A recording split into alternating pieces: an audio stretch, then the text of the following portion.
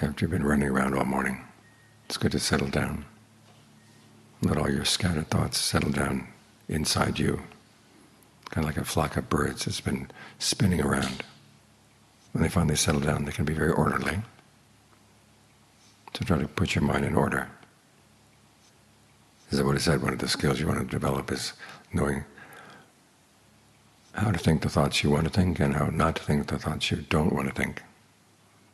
He starts out by giving you something good to think about. You can think about goodwill for all beings. And how having goodwill for yourself means training yourself. Training yourself means you have to learn how to step back from your thoughts and watch them. When you think something, where does it take you?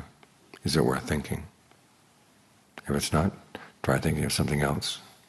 We tend to identify very strongly with our thoughts and hold on to them very, very tightly. As if we didn't hold on to them, we'd have nothing to hold on to at all. But the Buddha gives you something better to hold on to the breath. Be with the breath coming in, be with the breath going out. Have a sense of well-being right here. That way you can step out of your thoughts and look at them from the outside. Just like it's easier to see people's behavior from the outside than it is to see your own behavior. It's easier to see your thoughts from the outside for what they really are, where they take you, when you can step outside of them. So take this as your home base, right here with the breath. The sense of the body, whole body breathing in, the whole body breathing out. And if you feel tempted to slip into a thought world, remind yourself, you're squeezing your mind into that tiny little world, where it could be in this much more expansive space. So as long as the mind fills the body, your awareness fills the body, the breath fills the body, sense of ease fills the body.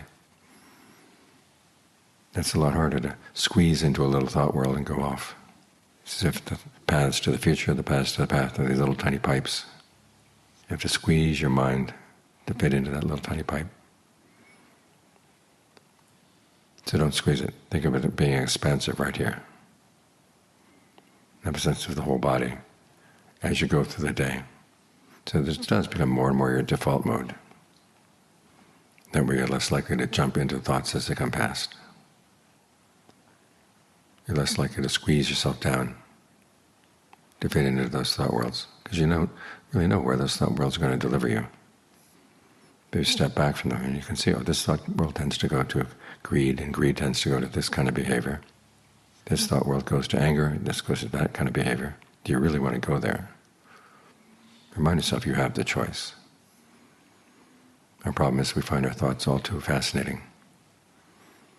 But if you were to write them down and to read the script, you'd find they're pretty boring. So give yourself something better to do, a better place to be. That way you can develop that skill that the Buddha talks about, thinking the thoughts you really want to think and not thinking the thoughts you don't want to think, and having better and better standards for exactly what kind of things are worth thinking.